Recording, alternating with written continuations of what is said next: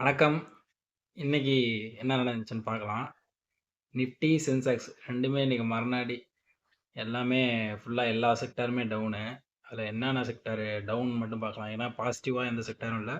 ஃபுல்லா டவுன். இன்னைக்கு market down ஆனதில 8,00,000 கோடி வைப் அவுட் ஆயிருக்குது மார்க்கெட்ல. முக்கியமா என்னென்ன செக்டார் டவுன் ஆச்சுன்னு பார்த்தீங்கன்னா, IT, PSU banks, metal, oil and gas இதெல்லாம் டவுன்ல இருக்குது. அதில் பர்ட்டிகுலர் ஸ்டாக்குன்னு பார்த்தீங்கன்னா, BEL, Hindustan zinc, Hindustan copper இதெல்லாமே down. Next silver price, gold price பார்க்கலாம். கோல்டு வந்து ரூ. 55 இறங்கி ரூ. 13,909 ட்ரேட் ஆகிட்டு இருக்கு. 24 கேரட் கோல்டு.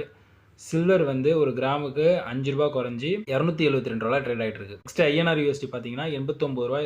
89 பைசால ட்ரேட் ஆகிட்டு இருக்கு. இன்னைக்கு முக்கியமான விஷயம் என்னன்னு பார்த்தீங்கன்னா, நாளைக்கு வந்து ஒரு ஐபிஓ ஓப்பன் ஆகுது. பாரத் கோக்கிங் கோல். இது வந்து கோல் இண்டியாவோட சப்சிடரி.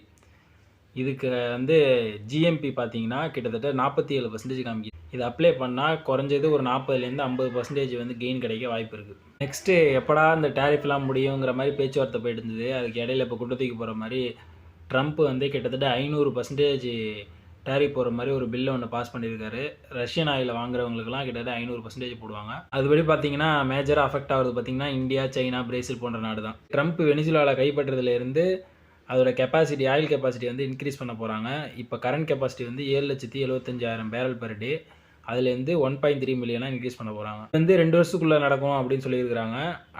அடுத்த டிகேட்குள்ளே அது வந்து 2.5 மில்லியனாக மாறப்போகுது. அடுத்து என்னன்னு பார்த்தீங்கன்னா ஐடிஎஃப்சி பேங்க் வந்து இன்ட்ரெஸ்ட் ரேட்டை வந்து 2% குறைக்கிறதா அறிவிச்சிருக்காங்க சேவிங்ஸ் அக்கௌண்ட்டுக்கு. அடுத்து Angel One stock split announce பண்ண போகிறாங்க ஜனவரி 15 நெக்ஸ்ட் முக்கியமான நியூஸ் வந்து எல்என்டி ஆர்டர் வாங்கியிருக்காங்க. யாருக்கிட்டன்னு பார்த்தீங்கன்னா இந்தியன் ஆர்மி கிட்ட.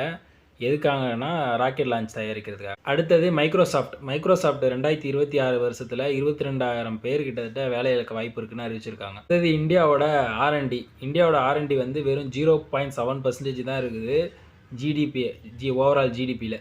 இது வந்து ரொம்பவே கம்மி தான். ஏன்னு பார்த்தீங்கன்னா ஆர்என்டி எவ்வளோ அதிகமாக இருக்குதோ அந்த அளவுக்கு அந்த growth இந்தியாவோட இன்னோவேஷன் அதிகமாக இருக்கும். ட்ரம்ப் வெனிசுலா கைப்பற்ற பிறகு அடுத்தடுத்த இன்னும் நிறைய நாட்டு மேலே வந்து கண் வச்சிருக்காரு. அதில் இப்போ அடுத்ததாக வந்து கிரீன்லாண்ட் இருக்குது. எல்ஜியில் என்ன விஷயம்னு பார்த்தீங்கன்னா எல்ஜியோட லாக்இன் பீரியட் வந்து முடிய போகுது. இன்னையோட முடியுது. கிட்டத்தட்ட 2% ஆஃப் ஷேர் வந்து மார்க்கெட்டுக்கு வருது. Okay, thank you.